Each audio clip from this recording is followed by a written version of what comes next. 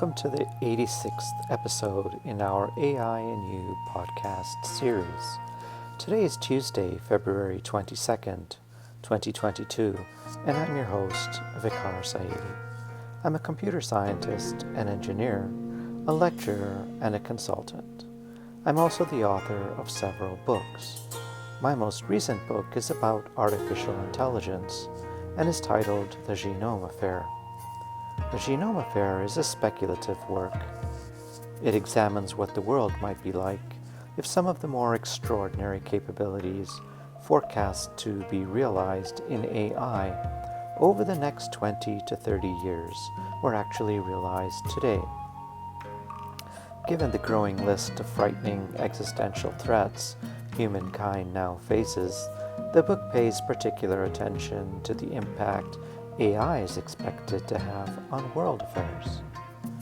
The book is available in ebook format for those who prefer to read on a digital device, but it's also available in a high-quality paperback edition.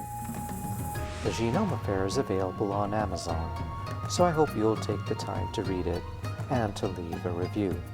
Amazon book reviews are very helpful for writers. I'm very interested in how science and technology influence world affairs and the big questions facing humankind. Studying at the confluence of the great disciplines of human history, political science and thought, international affairs, science and technology offers a deep understanding and pedagogically important lessons of how advances in human endeavor have influenced and impacted civilization. I'm available to give talks on artificial intelligence and its related technologies, and on the impact AI is expected to have, or is already having, on our world. If you'd like to get in touch with me to arrange a web-based event or consulting meeting with your company or organization, you can find my contact info in the podcast notes below. Please make sure to subscribe to my channel, like this video, and share it with others if you find the content valuable. Thank you. And now, on to today's podcast. In our last podcast, episode 85, I spoke about artificial intelligence and the coming revolution in healthcare.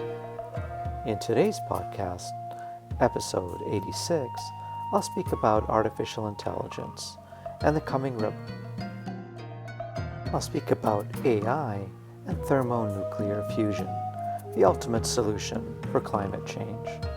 Let's get started. In November 2021, as the COP26 climate change conference in Glasgow drew to a close, there was a tremendous sense of foreboding in the air.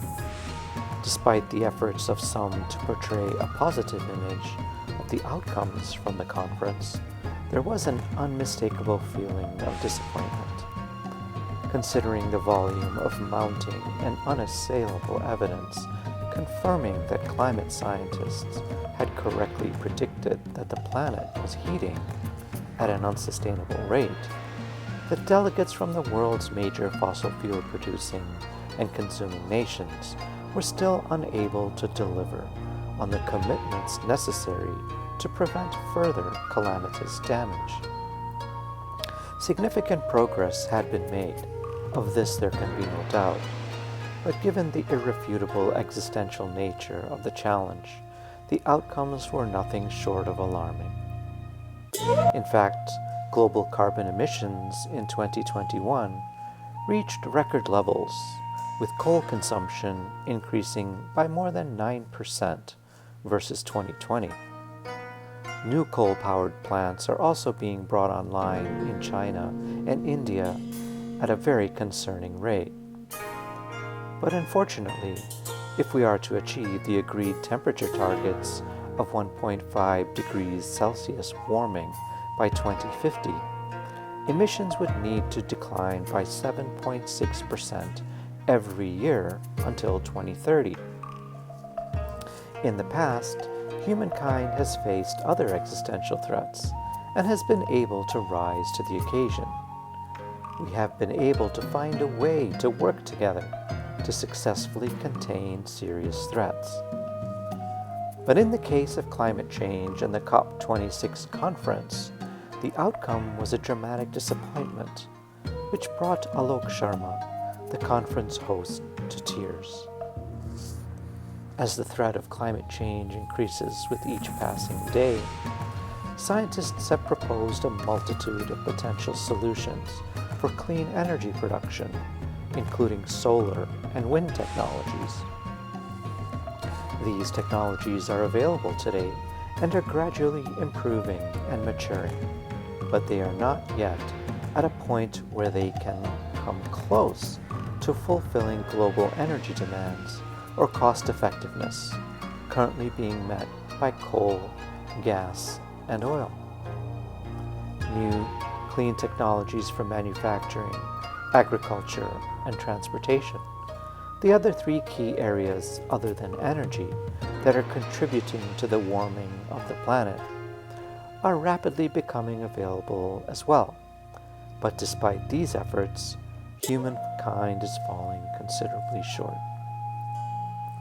From a long-term perspective, we are not aware of any energy solution that is more hopeful than that of thermonuclear fusion. It remains the ultimate source of energy for humankind's seemingly inexhaustible needs. Although the idea of replicating thermonuclear fusion on Earth in a manner that can be commercialized has been studied for decades, success has remained elusive. Although the science is widely accepted, the technical challenges have presented a formidable barrier for half a century. Nuclear fusion does occur in nature. The sun and other stars in our universe are the most prominent examples. Our sun, which is composed of about 75% hydrogen gas and about 25% helium gas, utilizes the intense heat of 12 million degrees at its core to render hydrogen gas into plasma.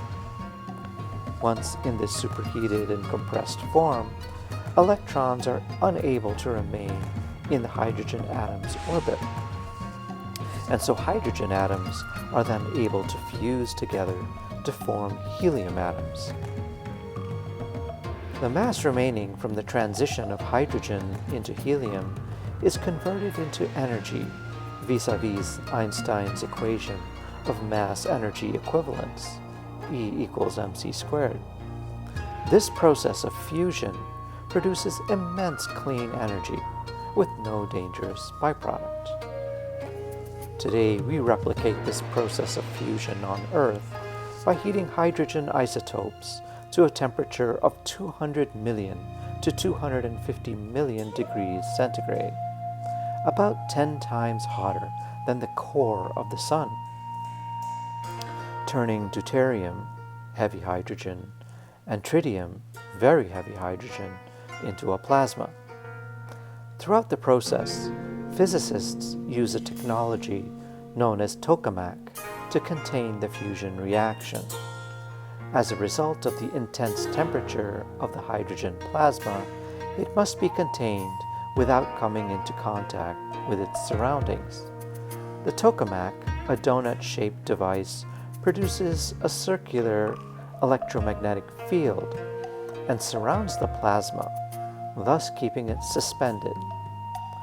If there is contact, the fusion reaction will cease, but there will be no danger or undesirable byproducts.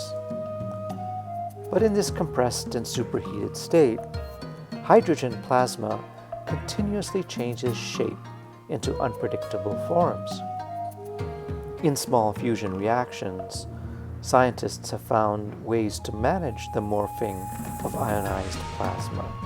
But once we start building industrial-scale tokamaks that can produce the volume and consistent supply of fusion energy required by the commercial and residential needs of modern society, we need to ensure that tokamaks are secure in order to remain operational.